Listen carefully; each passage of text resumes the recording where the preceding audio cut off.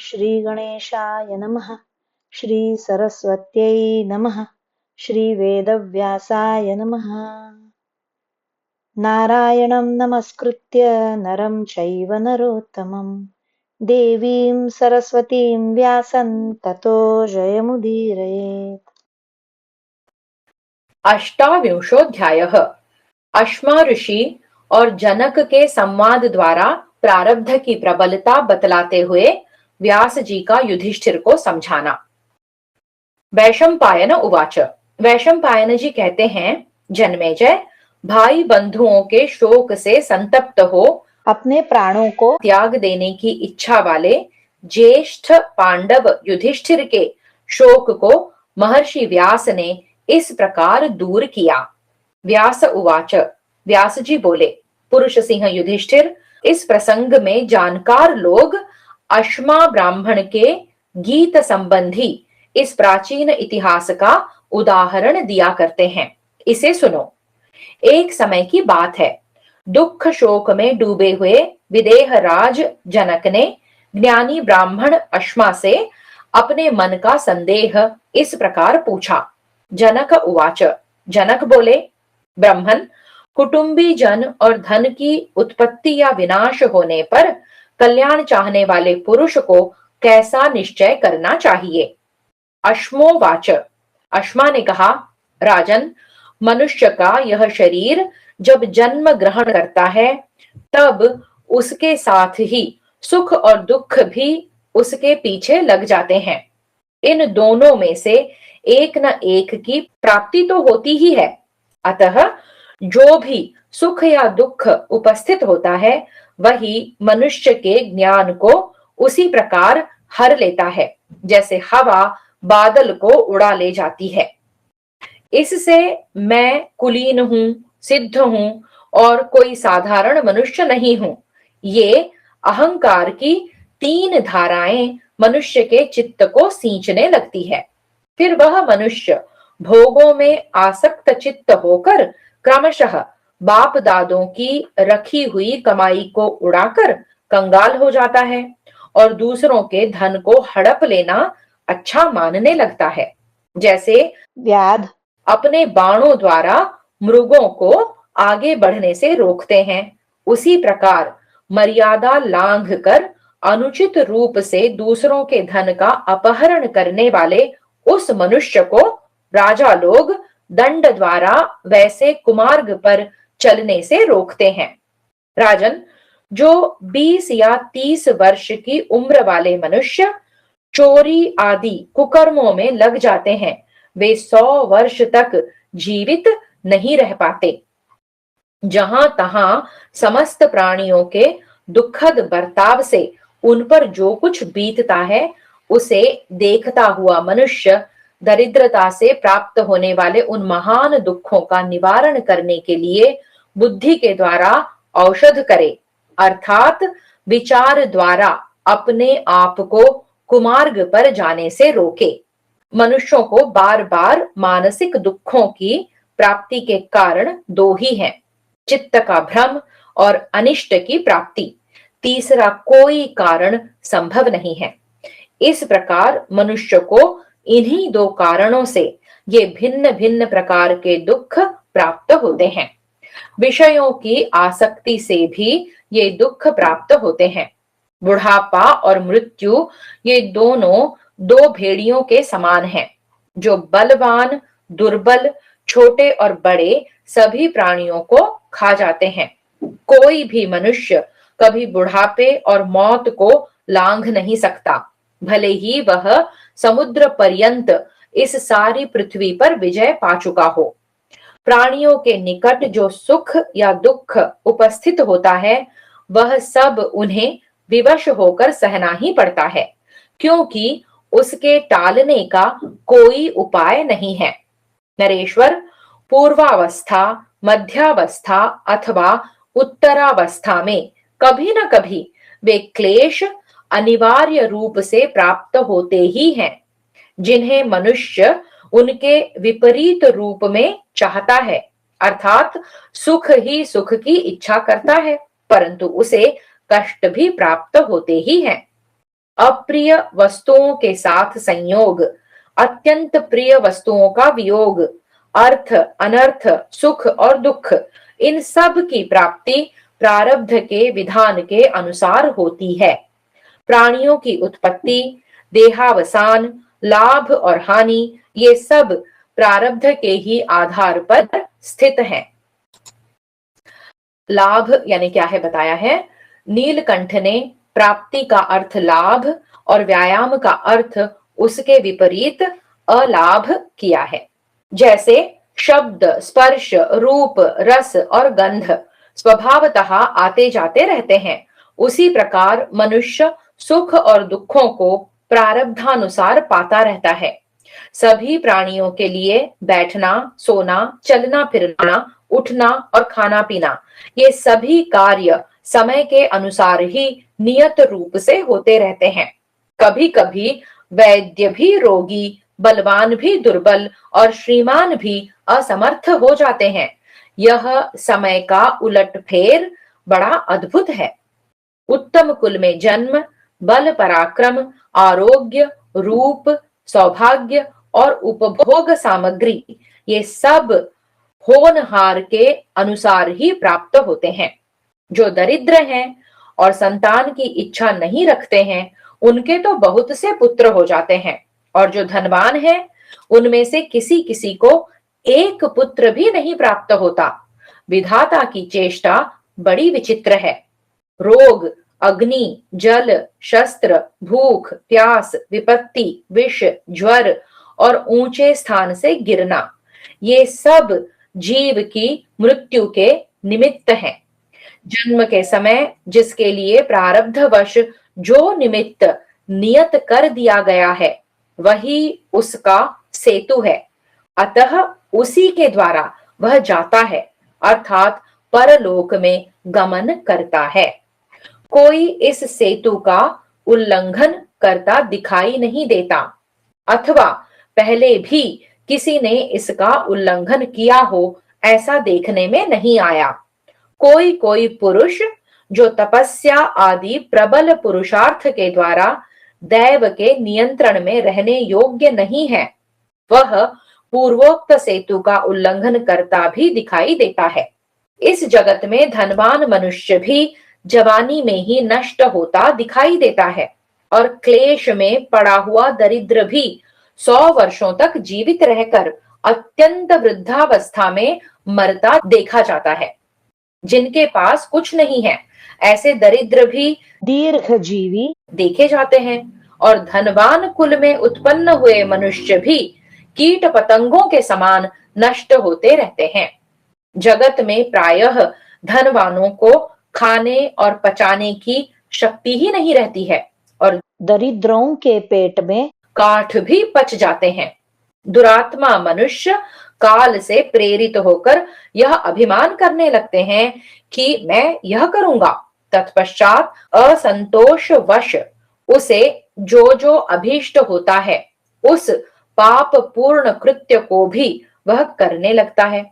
विद्वान पुरुष शिकार करने, जुआ खेलने, स्त्रियों के संसर्ग में रहने और मदिरा पीने के प्रसंगों की बड़ी निंदा करते हैं, परंतु उन पाप कर्मों में अनेक शास्त्रों के श्रवण और अध्ययन से संपन्न पुरुष भी संलग्न देखे जाते हैं।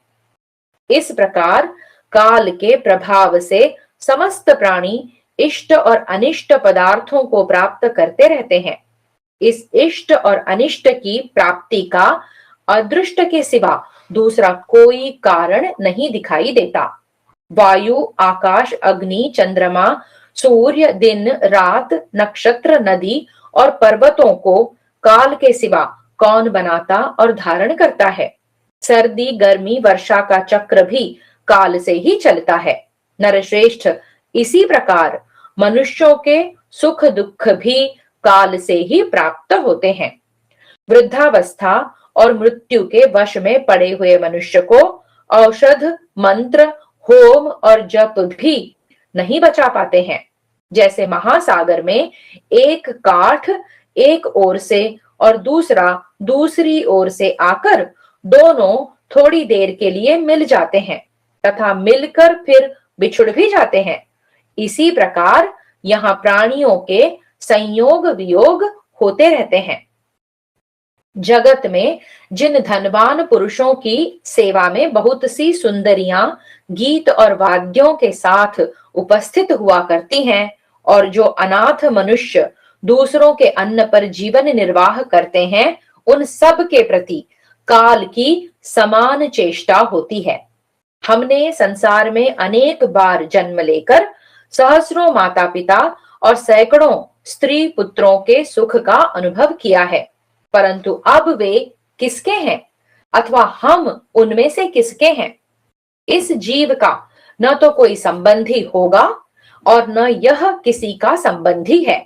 जैसे मार्ग में चलने वालों को दूसरे राहगीरों का साथ मिल जाता है, उसी प्रकार यहाँ भाई बंधु, स्त्री पुत्र और सुहृदों का समागम होता है। अतः विवेकी पुरुष को अपने मन में यह विचार करना चाहिए कि मैं कहाँ हूं, कहाँ जाऊंगा, कौन हूं, यहाँ किस लिए आया हूं और किस लिए किसका शोक करूं। यह संसार चक्र के समान घूमता रहता है। इसमें प्रियजनों का सहवास अनित्य है। यहाँ भ्राता, मित्र, पिता और माता आदि का साथ रास्ते में मिले हुए बटोहियों के समान ही है। यद्यपि विद्वान पुरुष कहते हैं कि परलोक न तो आंखों के सामने है और न पहले का ही देखा हुआ है, तथापि अपने कल्याण की इच्छा रखने वाले पुरुष को शास्त्रों की आज्ञा का उल्लंघन न करके उसकी बातों पर विश्वास करना चाहिए। विज्ञ पुरुष पितरों का श्राद्ध और देवताओं का यजन करें, धर्मानुकूल कार्यों का अनुष्ठान और यज्ञ करें तथा विधि पूर्वक धर्म, अर्थ और काम का भी सेवन करें, जिसमें जरा और मृत्यु रूपी बड़े बड़े ग्राह पड़े हुए हैं। उस गंभीर काल समुद्र में यह सारा संसार डूब रहा है, किंतु कोई इस बात को समझ नहीं पाता है। केवल आयुर्वेद का अध्ययन करने वाले बहुत से वैद्य भी परिवार सहित रोगों के शिकार हुए देखे जाते हैं।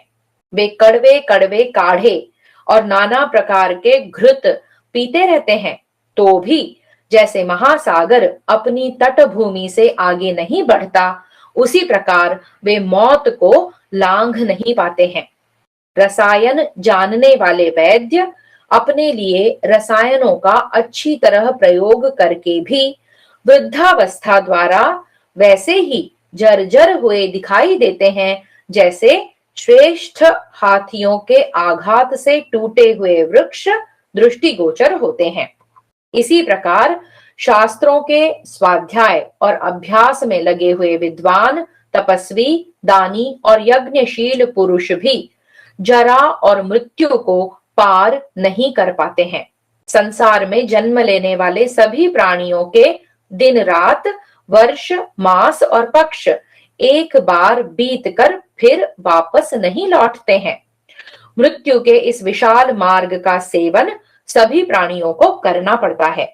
इस अनित्य मानव को भी काल से विवश होकर कभी न टलने वाले मृत्यु के मार्ग पर आना ही पड़ता है। आस्तिक मत के अनुसार जीव चेतन से शरीर की उत्पत्ति हो, या नास्तिकों की मान्यता के अनुसार शरीर से जीव की। सर्वथा स्त्री, पुत्र आदि या अन्य बंधुओं के साथ जो समागम होता है, वह रास्ते में मिलने वाले राहगीरों के समान ही होता है। किसी भी पुरुष को कभी किसी के साथ भी सदा एक स्थान में रहने का सुयोग नहीं मिलता। जब अपने शरीर के साथ भी बहुत दिनों तक संबंध नहीं रहता, तब दूसरे किसी के साथ कैसे रह सकता है? राजन, आज तुम्हारे पिता कहाँ हैं? आज तुम्हारे पितामह कहाँ गए? निष्पाप नरेश, आज न तो तुम उन्हें देख रहे हो और न वे तुम्हें देखते हैं। कोई भी मनुष्य यहीं से इन स्थूल नेत्रों द्वारा स्वर्ग और नरक को नहीं देख सकता। उन्हें देखने के लिए सत्पुरुषों के पास शास्त्र ही एकमात्र नेत्र है। अतः नरेश्वर, तुम यहाँ उस शास्त्र के अनुसार ही आचरण करो। मनुष्य पहले ब्रह्मचर्य का पूर्ण रूप से पालन करके गृहस्थ आश्रम स्वीकार करे और पितरों, देवताओं और मनुष्यों यानी अतिथियों के ऋण से मुक्त होने के लिए संतानोत्पादन तथा यज्ञ करे। किसी के प्रति दोष दृष्टि न रखे। मनुष्य पहले ब्रह्मचर्य का पालन करके संतानोत्पादन के लिए विवाह करे, नेत्र आदि इंद्रियों को पवित्र रखे और स्वर्गलोक तथा इहलोक के सुख की आशा छोड़कर हृदय के शोक संताप को दूर करके यज्ञ परायण हो परमात्मा की आराधना करता रहे। राजा यदि नियम पूर्वक प्रजा के निकट से कर के रूप में द्रव्य ग्रहण करे और राग द्वेष से रहित हो राजधर्म का पालन करता रहे, तो उस धर्म परायण नरेश का सुयश संपूर्ण चराचर लोकों में फैल जाता है। निर्मल बुद्धि वाले विदेह राज जनक अश्मा का यह युक्तिपूर्ण संपूर्ण उपदेश सुनकर शोक रहित हो गए और उनकी आज्ञा ले अपने घर को लौट गए। अपने धर्म से कभी च्युत न होने वाले इंद्र तुल्य पराक्रमी कुंती कुमार युधिष्ठिर, तुम भी शोक छोड़कर उठो और हृदय में हर्ष धारण करो। तुमने क्षत्रिय धर्म के अनुसार इस पृथ्वी पर विजय पाई है, अतः इसे भोगो, इसकी अवहेलना न करो। इस प्रकार श्री महाभारत शांति पर्व के अंतर्गत राजधर्मानुशासन पर्व में व्यास वाक्य विषयक 28वां अध्याय पूरा हुआ। 39 श्री कृष्ण के द्वारा नारद सृंजय संवाद के रूप में 16 राजाओं का उपाख्यान संक्षेप में सुनाकर युधिष्ठिर के शोक निवारण का प्रयत्न। वैशंपायन उवाच। वैशंपायन जी कहते हैं, जन्मेजय, सबके समझाने बुझाने पर भी जब धर्मपुत्र महाराज युधिष्ठिर मौन ही रह गए, तब पांडुपुत्र अर्जुन ने भगवान श्री कृष्ण से कहा।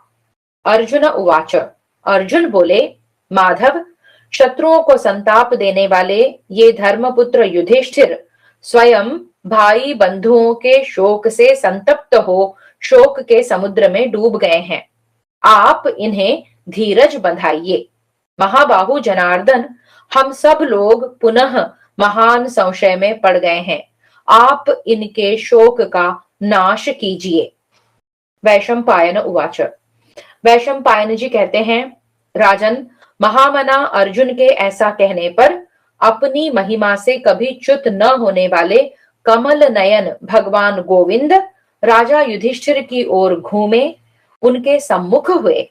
धर्मराज युधिष्ठिर भगवान श्री कृष्ण की आज्ञा का कभी उल्लंघन नहीं कर सकते थे, क्योंकि श्री कृष्ण बाल्यावस्था से ही उन्हें अर्जुन से भी अधिक प्रिय थे।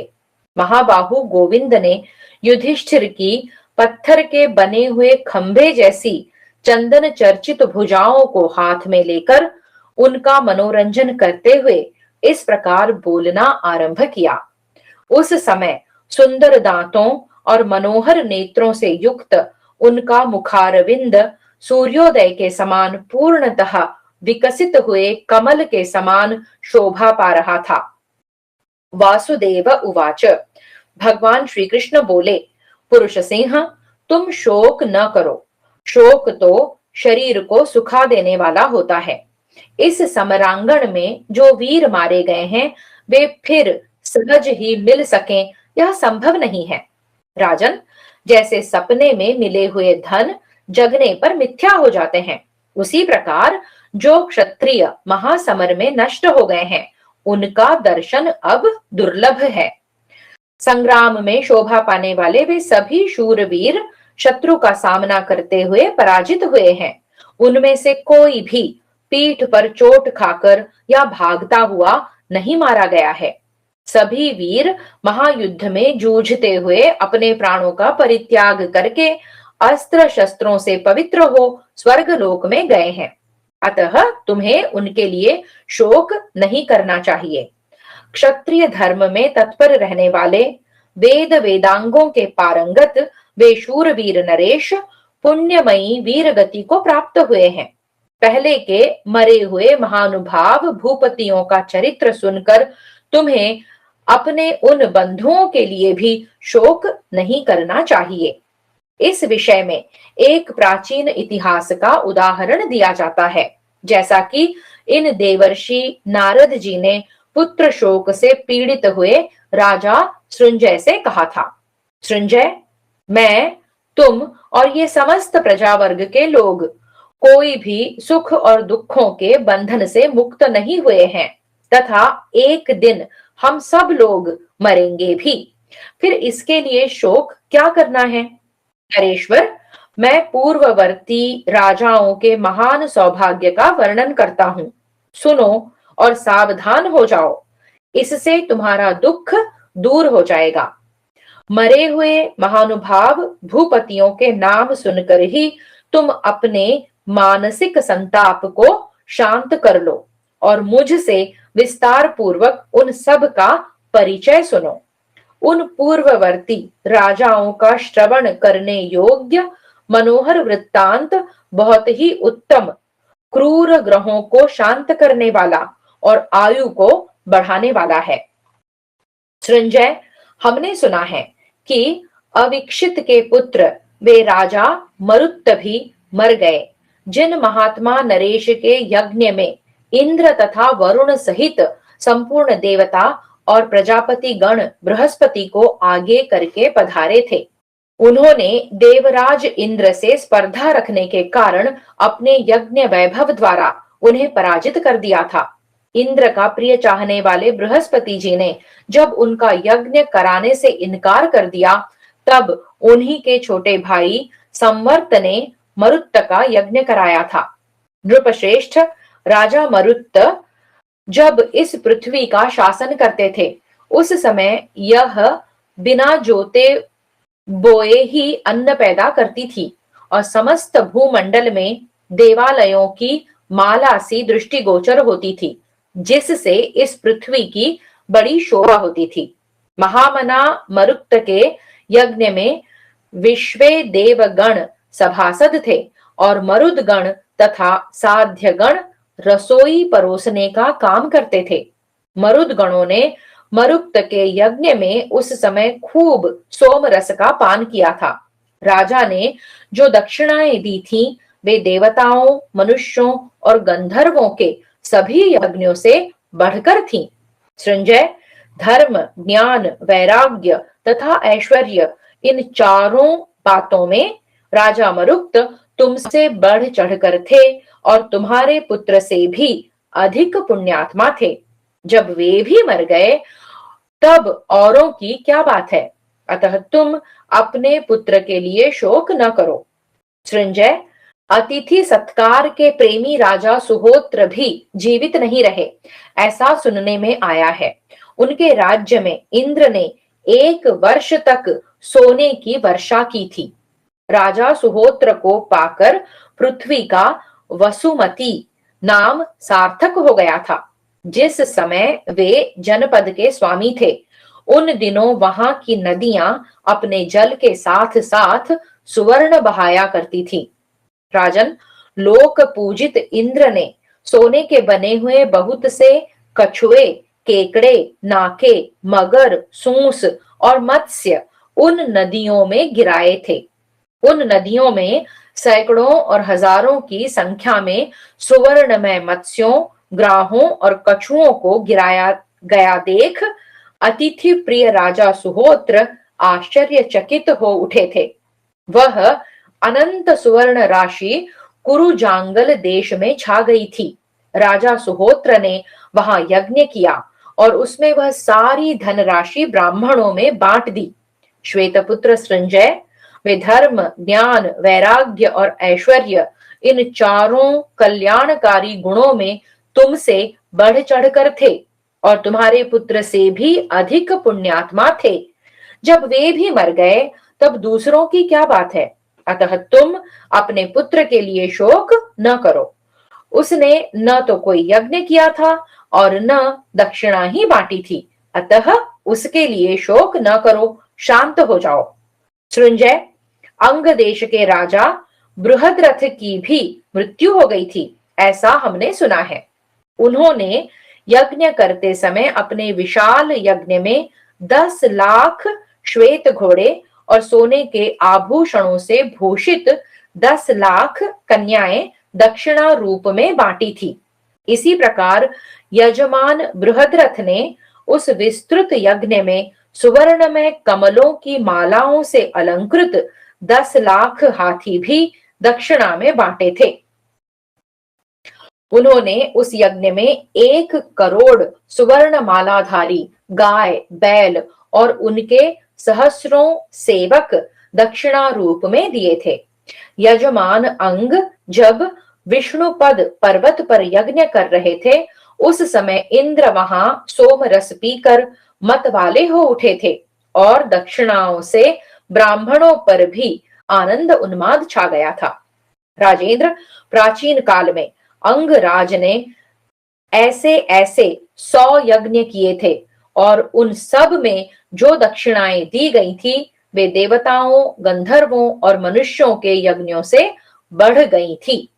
अंगराज ने 7 सोम संस्थाओं में जो धन दिया था, उतना जो दे सके ऐसा दूसरा न तो कोई मनुष्य पैदा हुआ है और न पैदा होगा।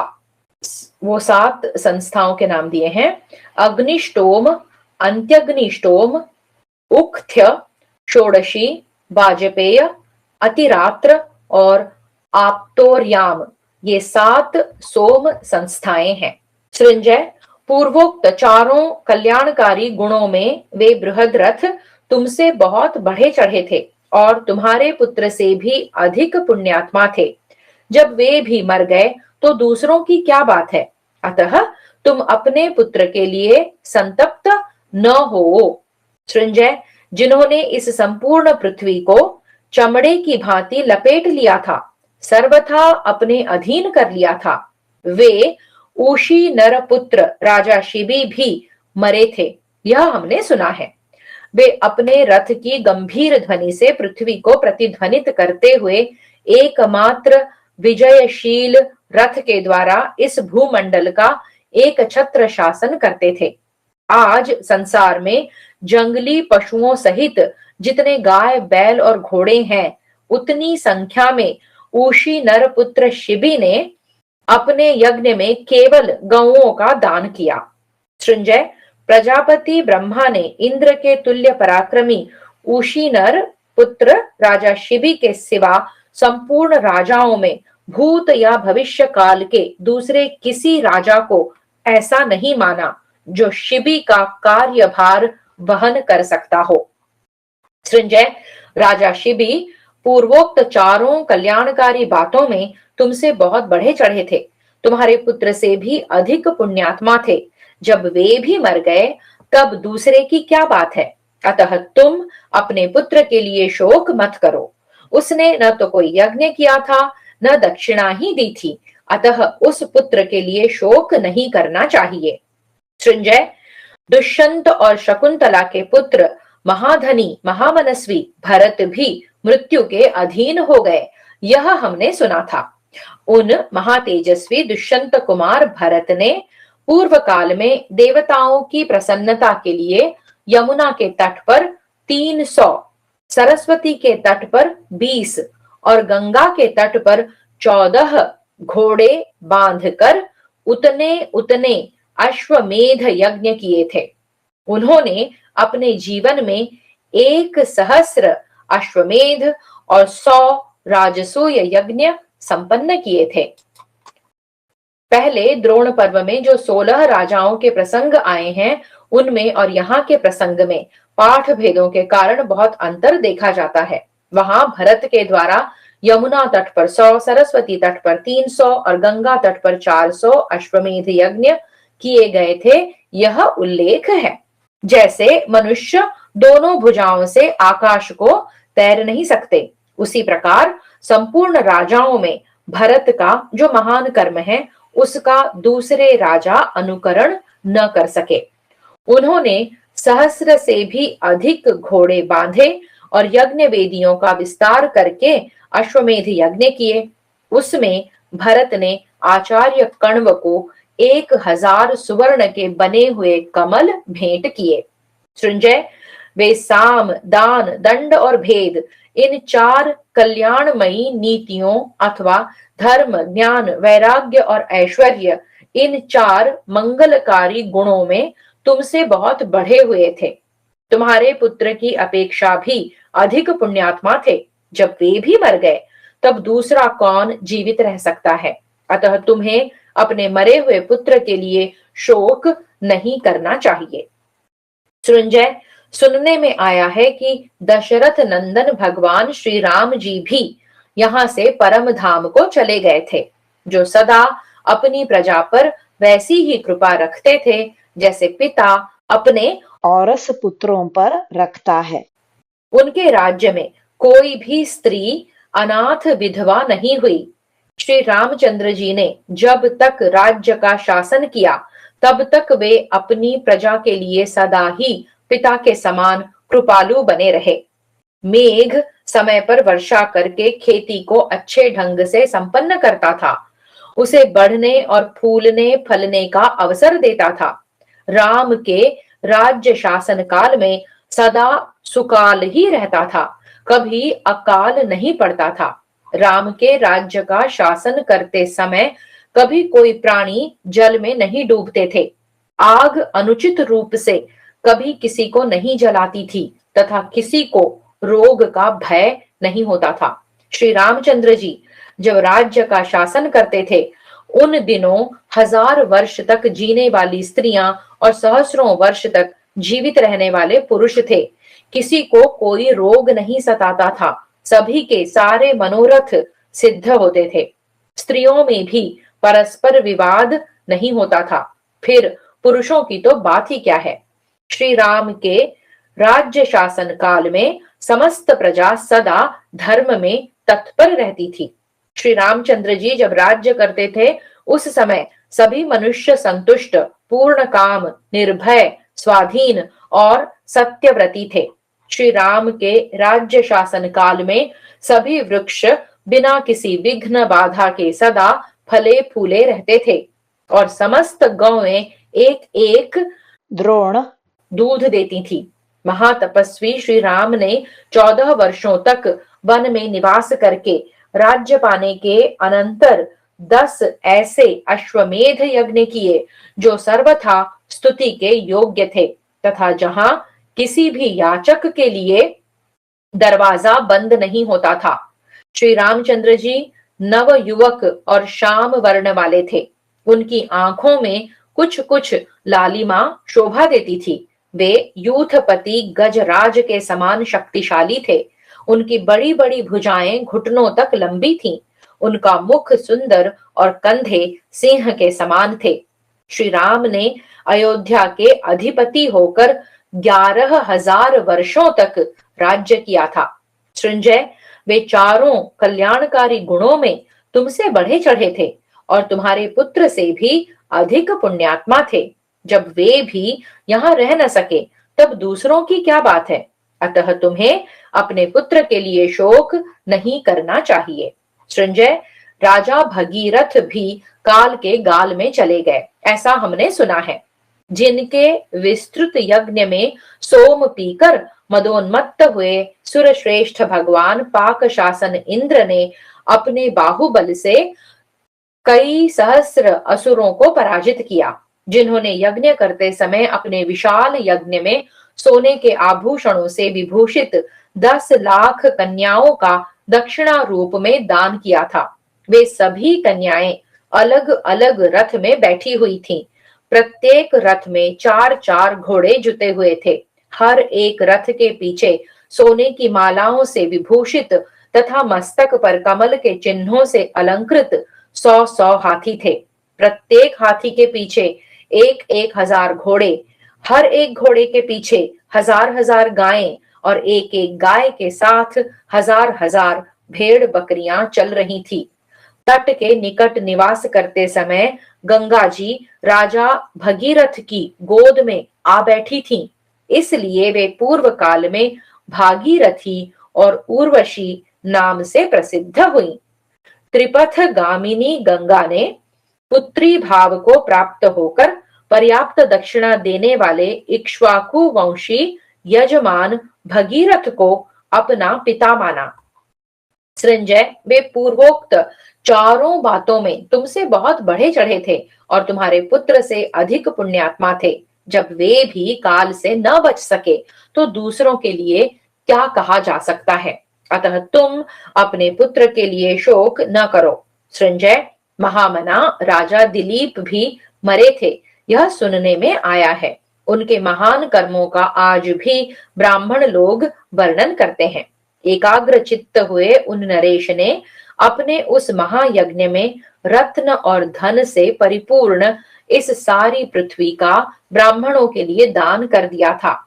यजमान दिलीप के प्रत्येक यज्ञ में पुरोहित जी सोने के बने हुए 1000 हाथी दक्षिणा रूप में पाकर उन्हें अपने घर ले जाते थे।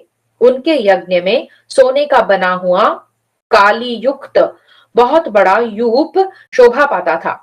यज्ञ कर्म करते हुए इंद्र आदि देवता सदा उसी यूप का आश्रय लेकर रहते थे। उनके उस सुवर्णमय यूप में जो सोने का चशाल यानी घेरा बना था, उसके ऊपर 6000 देव गंधर्व नृत्य किया करते थे।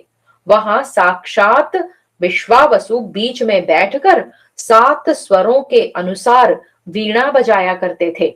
उस समय सब प्राणी यही समझते थे कि ये मेरे ही आगे बाजा बजा रहे हैं। राजा दिलीप के इस महान कर्म का अनुसरण दूसरे राजा नहीं कर सके।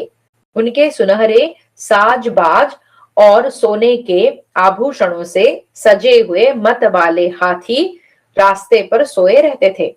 सत्यवादी शतधनवा महामनस्वी राजा दिलीप का जिन लोगों ने दर्शन किया था, उन्होंने भी स्वर्गलोक को जीत लिया।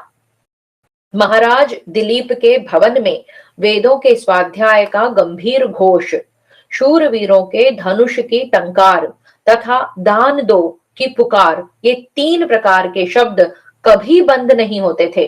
सृंजय, वे राजा दिलीप चारों कल्याणकारी गुणों में तुमसे बढ़कर थे। तुम्हारे पुत्र से भी अधिक पुण्यात्मा थे। जब वे भी मर गए तो दूसरों की क्या बात है। अतः तुम्हें अपने मरे हुए पुत्र के लिए शोक नहीं करना चाहिए। सृंजय, जिन्हें मरुत नामक देवताओं ने गर्भावस्था में पिता के पार्श्व भाग को फाड़ कर निकाला था, वे युवनाश्व के पुत्र मांधाता भी मृत्यु के अधीन हो गए। यह हमारे सुनने में आया है। त्रिलोक विजयी श्रीमान राजा मांधाता पृषदाज्य दधि मिश्रित घी जो पुत्रोत्पत्ति के लिए तैयार करके रखा गया था से उत्पन्न हुए थे। वे अपने पिता महामना युवनाश्व के पेट में ही पले थे। जब वे शिशु अवस्था में पिता के पेट से पैदा हो उनकी गोद में सो रहे थे, उस समय उनका रूप देवताओं के बालकों के समान दिखाई देता था। उस अवस्था में उन्हें देखकर देवता आपस में बात करने लगे, यह मातृहीन बालक किसका दूध पिएगा। यह सुनकर इंद्र बोल उठे, मांधाता मेरा दूध पिएगा। जब इंद्र ने इस प्रकार उसे पिलाना स्वीकार कर लिया, तब से उन्होंने ही इस बालक का नाम मांधाता रख दिया। तदनंतर उस महामनस्वी बालक युवनाश्व कुमार की पुष्टि के लिए उसके मुख में इंद्र के हाथ से दूध की धारा झरने लगी। इंद्र के उस हाथ को पीता हुआ वह बालक एक ही दिन में 100 दिन के बराबर बढ़ गया। 12 दिनों में राजकुमार मांधाता 12 वर्ष की अवस्था वाले बालक के समान हो गए। राजा मांधाता बड़े धर्मात्मा और महामनस्वी थे। युद्ध में इंद्र के समान शौर्य प्रकट करते थे। यह सारी पृथ्वी एक ही दिन में उनके अधिकार में आ गई थी। मांधाता ने समरांगण में राजा अंगार, मरुक्त, असित, गय तथा अंगराज बृहद्रथ को भी पराजित कर दिया था। जिस समय युवनाश्वपुत्र मांधाता ने रणभूमि में राजा अंगार के साथ युद्ध किया था, उस समय देवताओं ने ऐसा समझा कि उनके धनुष की टंकार से सारा आकाश ही फट पड़ा है। जहां सूर्य उदय होते हैं वहां से लेकर जहां अस्त होते हैं वहां तक का सारा देश युवनाश्वपुत्र मांधाता का ही राज्य कहलाता था। प्रजानाथ, उन्होंने 100 अश्वमेध तथा 100 राजसूय यज्ञ करके 10 योजन लंबे तथा 1 योजन ऊंचे बहुत से सोने के रोहित नामक मत्स्य बनवाकर ब्राह्मणों को दान किए थे। ब्राह्मणों के ले जाने से जो बच गए उन्हें दूसरे लोगों ने बांट लिया। सृंजय, राजा मांधाता चारों कल्याणमय गुणों में तुमसे बढ़े चढ़े थे और तुम्हारे पुत्र से भी अधिक पुण्यात्मा थे। जब वे भी मारे गए तब तुम्हारे पुत्र की क्या बिसात है, अतः तुम उसके लिए शोक न करो। सृंजय, नहुष पुत्र राजा ययाति भी जीवित न रह सके, यह हमने सुना है। उन्होंने समुद्रों सहित इस सारी पृथ्वी को जीतकर शम्यापात के द्वारा पृथ्वी को नाप नाप कर यज्ञ की वेदियां बनाई, जिनसे भूतकाल की विचित्र शोभा होने लगी। उन्हीं वेदियों पर मुख्य मुख्य यज्ञों का अनुष्ठान करते हुए उन्होंने सारी भारत भूमि की परिक्रमा कर डाली। शम्यापात ये क्या है? शम्या एक ऐसे काठ के डंडे को कहते हैं जिसका निचला भाग मोटा होता है। उसे जब कोई बलवान पुरुष उठाकर जोर से फेंके तब जितनी दूरी पर जाकर वह गिरे उतने भूभाग को एक शम्यापात कहते हैं। इस तरह एक एक शम्यापात में एक एक यज्ञ वेदी बनाते और यज्ञ करते हुए राजा ययाति आगे बढ़ते गए। इस प्रकार चलकर उन्होंने भारत भूमि की परिक्रमा की थी। उन्होंने 1000 श्रौत यज्ञों और 100 वाजपेय यज्ञों का अनुष्ठान किया तथा श्रेष्ठ ब्राह्मणों को सोने के 3 पर्वत दान करके पूर्णतः संतुष्ट किया। नहुष पुत्र ययाति ने व्यूह रचना युक्त आसुर युद्ध के द्वारा दैत्यों और दानवों का संहार करके यह सारी पृथ्वी अपने पुत्रों को बांट दी थी। उन्होंने किनारे के देशों पर अपने 3 पुत्र यदु, द्रुह्यु तथा अनु को स्थापित करके मध्य भारत के राज्य पर पुरु को अभिषिक्त किया। फिर अपनी स्त्रियों के साथ वे वन में चले गए। सृंजय, वे तुम्हारी अपेक्षा चारों कल्याणमय गुणों में बढ़े हुए थे और तुम्हारे पुत्र से भी अधिक पुण्यात्मा थे। जब वे भी मर गए तो तुम्हारा पुत्र किसी गिनती में है, अतः तुम उसके लिए शोक न करो। सृंजय, हमने सुना है कि नाभाग के पुत्र अम्बरीश भी मृत्यु के अधीन हो गए थे। उन नृपश्रेष्ठ अम्बरीश को सारी प्रजा ने अपना पुण्यमय रक्षक माना था। ब्राह्मणों के प्रति अनुराग रखने वाले राजा अम्बरीश ने यज्ञ करते समय अपने विशाल यज्ञ मंडप में 10 लाख ऐसे राजाओं को उन ब्राह्मणों की सेवा में नियुक्त किया था जो स्वयं भी 10-10 हजार यज्ञ कर चुके थे। उन यज्ञ कुशल ब्राह्मणों ने नाभाग पुत्र अम्बरीश की सराहना करते हुए कहा था कि ऐसा यज्ञ न तो पहले के राजाओं ने किया था और न भविष्य में होने वाले ही करेंगे। उनके यज्ञ में 1,10,000 राजा सेवा कार्य करते थे। वे सभी अश्वमेध यज्ञ का फल पाकर दक्षिणायन के पश्चात आने वाले उत्तरायण मार्ग से ब्रह्मलोक में चले गए थे। सृंजय, राजा अम्बरीश चारों कल्याणकारी गुणों में तुमसे बढ़कर थे और तुम्हारे पुत्र से बहुत अधिक पुण्यात्मा भी थे। जब वे भी जीवित न रह सके तो दूसरे के लिए क्या कहा जा सकता है। अतः तुम अपने मरे हुए पुत्र के लिए शोक न करो। सृंजय, हम सुनते हैं कि चित्ररथ के पुत्र शशबिंदु भी मृत्यु से अपनी रक्षा न कर सके। उन महामना नरेश के 1 लाख रानियां थी और उनके गर्भ से राजा के 10 लाख पुत्र उत्पन्न हुए थे। वे सभी राजकुमार सुवर्ण में कवच धारण करने वाले और उत्तम धनुर्धर थे। एक एक राजकुमार को अलग अलग 100-100 कन्याएं ब्याही गई थीं। प्रत्येक कन्या के साथ 100-100 हाथी प्राप्त हुए थे। हर एक हाथी के पीछे 100-100 रथ मिले थे। प्रत्येक रथ के साथ सुवर्ण मालाधारी 100-100 देशीय घोड़े थे। हर एक अश्व के साथ 100 गायें और एक एक गाय के साथ 100-100 भेड़ बकरियां प्राप्त हुई थीं। महाराज, राजा शशबिंदु ने यह अनंत धनराशि अश्वमेध नामक महायज्ञ में ब्राह्मणों को दान कर दी थी। सृंजय, वे चारों कल्याणकारी गुणों में तुमसे बढ़े चढ़े थे और तुम्हारे पुत्र से बहुत अधिक पुण्यात्मा भी थे। जब वे भी मृत्यु से बच न सके तब तुम्हारे पुत्र के लिए क्या कहा जाए। अतः तुम्हें अपने मरे हुए पुत्र के लिए शोक नहीं करना चाहिए। सृंजय, सुनने में आया है कि अमूर्त रया के पुत्र राजा गय की भी मृत्यु हुई थी। उन्होंने 100 वर्षों तक होम से अवशिष्ट अन्न का भी भोजन किया। एक समय अग्निदेव ने उन्हें वर मांगने के लिए कहा। तब राजा गय ने ये वर मांगे। अग्निदेव, आपके कृपा से दान करते हुए मेरे पास अक्षय धन का भंडार भरा रहे, धर्म में मेरी श्रद्धा बढ़ती रहे और मेरा मन सदा सत्य में ही अनुरक्त रहे। सुना है कि उन्हें अग्निदेव से वे सभी मनोवांछित फल प्राप्त हो गए थे।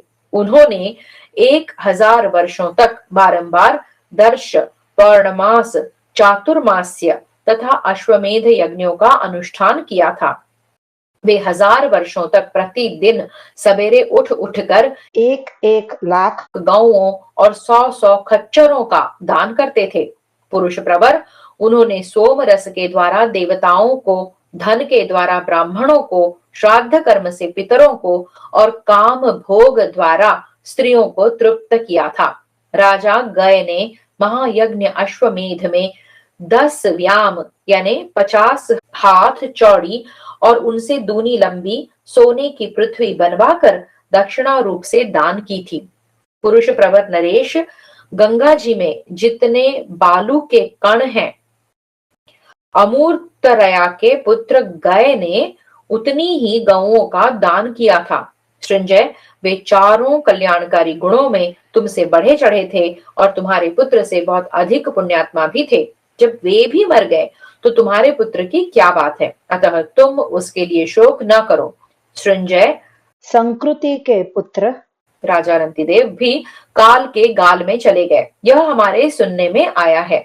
उन महातपस्वी नरेश ने इंद्र की अच्छी तरह आराधना करके उनसे यह वर मांगा कि हमारे पास अन्न बहुत हो, हम सदा अतिथियों की सेवा का अवसर प्राप्त करें, हमारी श्रद्धा दूर न हो और हम किसी से कुछ भी न मांगे। कठोर व्रत का पालन करने वाले यशस्वी महात्मा राजा रंतिदेव के पास गांवों और जंगलों के पशु अपने आप यज्ञ के लिए उपस्थित हो जाते थे। वहां भीगी चर्म राशि से जो जल बहता था उससे एक विशाल नदी प्रकट हो गई, जो चर्मणवती चंबल के नाम से विख्यात हुई। राजा अपने विशाल यज्ञ में ब्राह्मणों को सोने के निष्क दिया करते थे। वहां द्विज लोग पुकार पुकार कर कहते थे, ब्राह्मणों, यह तुम्हारे लिए निष्क है, यह तुम्हारे लिए निष्क है। परंतु कोई लेने वाला आगे नहीं बढ़ता था। फिर वे यह कहकर कि तुम्हारे लिए 1,000 निष्क है, लेने वाले ब्राह्मणों को उपलब्ध कर पाते थे। बुद्धिमान राजा रंतिदेव के उस यज्ञ में अनवाहार्य अग्नि में आहुति देने के लिए जो उपकरण थे तथा द्रव्य संग्रह के लिए जो उपकरण, घड़े, पात्र, कड़ाहे, बटलोई और कठौते आदि सामान थे, उनमें से कोई भी ऐसा नहीं था जो सोने का बना हुआ न हो।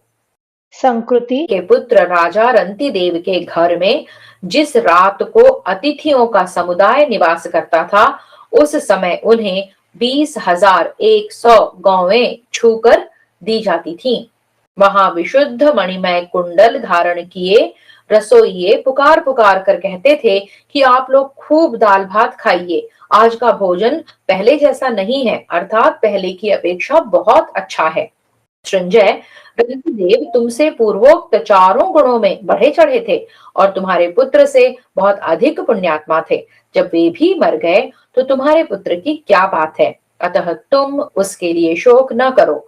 सृंजय, इक्ष्वाकु वंशी पुरुष सिंह महामना सगर भी मरे थे, ऐसा सुनने में आया है। उनका पराक्रम अलौकिक था।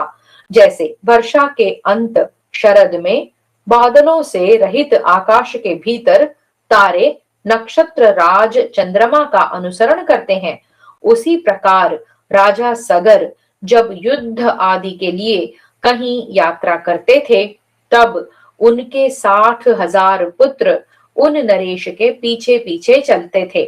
पूर्व काल में राजा के प्रताप से एक छत्र पृथ्वी उनके अधिकार में आ गई थी। उन्होंने 1,000 अश्वमेध यज्ञ करके देवताओं को तृप्त किया था। राजा ने सोने के खंभों से युक्त पूर्णतः सोने का बना हुआ महल, जो कमल के समान नेत्रों वाली सुंदरी स्त्रियों की शैयाओं से सुशोभित था, तैयार कराकर योग्य ब्राह्मणों को दान किया। साथ ही नाना प्रकार की भोग सामग्रियां भी प्रचुर मात्रा में उन्हें दी थीं। उनके आदेश से ब्राह्मणों ने उनका सारा धन आपस में बांट लिया था। एक समय क्रोध में आकर उन्होंने समुद्र से चिन्हित सारी पृथ्वी खुदवा डाली थी। उन्हीं के नाम पर समुद्र की सागर संज्ञा हो गई। सृंजय, वे चारों कल्याणकारी गुणों में तुमसे बढ़े हुए थे, तुम्हारे पुत्र से बहुत अधिक पुण्यात्मा थे। जब वे भी मर गए तब तुम्हारे पुत्र की क्या बात है, अतः तुम उसके लिए शोक न करो।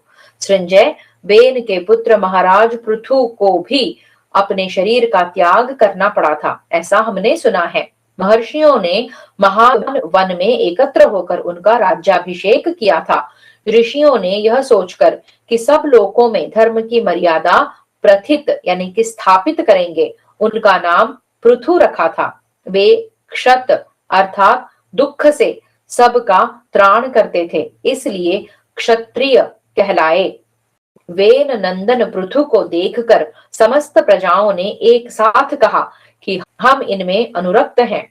इस प्रकार प्रजा का रंजन करने के कारण ही उनका नाम राजा हुआ। पृथु के शासन काल में पृथ्वी बिना जोते ही धान्य उत्पन्न करती थी। वृक्षों के पुट पुट में मधु यानी कि रस भरा था और सारी गौएं एक एक द्रोण दूध देती थीं। मनुष्य निरोगी थे, उनकी सारी कामनाएं सर्वथा परिपूर्ण थीं और उन्हें कभी किसी चीज से भय नहीं होता था। सब लोग इच्छानुसार घरों या खेतों में रह लेते थे। जब वे समुद्र की ओर यात्रा करते, उस समय उसका जल स्थिर हो जाता था, नदियों की बाढ़ शांत हो जाती थी, उनके रथ की ध्वजा कभी भग्न नहीं होती थी। राजा पृथु ने अश्वमेध नामक महायज्ञ में 400 हाथ ऊंचे 21 सुवर्णमय पर्वत ब्राह्मणों को दान किए थे। सृंजय, वे चारों कल्याणकारी गुणों में तुमसे बढ़े चढ़े थे और तुम्हारे पुत्र की अपेक्षा बहुत अधिक पुण्यात्मा भी थे। जब वे भी मर गए तो तुम्हारे पुत्र की क्या बात है, अतः तुम अपने मरे हुए पुत्र के लिए शोक न करो। सृंजय, तुम चुपचाप क्या सोच रहे हो? राजन, मेरी इस बात को क्यों नहीं सुनते हो? जैसे मरणासन्न पुरुष के ऊपर अच्छी तरह प्रयोग में लाई हुई औषधि व्यर्थ जाती है, उसी प्रकार मेरा यह सारा प्रवचन निष्फल तो नहीं हो गया। सृंजय उवाच, सृंजय ने कहा, नारद, पवित्र गंध वाली माला के समान विचित्र अर्थ से भरी हुई आपकी इस वाणी को मैं सुन रहा हूं। पुण्यात्मा, महामनस्वी और कीर्तिशाली राजर्षियों के चरित्र से युक्त आपका यह वचन संपूर्ण शोकों का विनाश करने वाला है। महर्षि नारद, आपने जो कुछ कहा है, आपका यह उपदेश व्यर्थ नहीं गया है। आपका दर्शन करके ही मैं शोक रहित हो गया हूँ। ब्रह्मवादी मुने, मैं आपका यह प्रवचन सुनना चाहता हूँ और अमृत पान के समान उससे तृप्त नहीं हो रहा हूँ। प्रभो, आपका दर्शन अमोघ है। मैं पुत्र शोक के संताप से दग्ध हो रहा हूँ। यदि आप मुझ पर कृपा करें तो मेरा पुत्र फिर जीवित हो सकता है और आपके प्रसाद से मुझे पुनः पुत्र मिलन का सुख सुलभ हो जाएगा। नारद उवाच।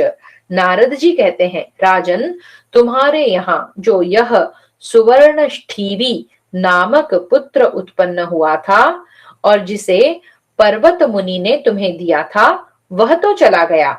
अब मैं पुनः हिरण्यनाभ नामक एक पुत्र दे रहा हूं, जिसकी आयु 1000 वर्षों की होगी।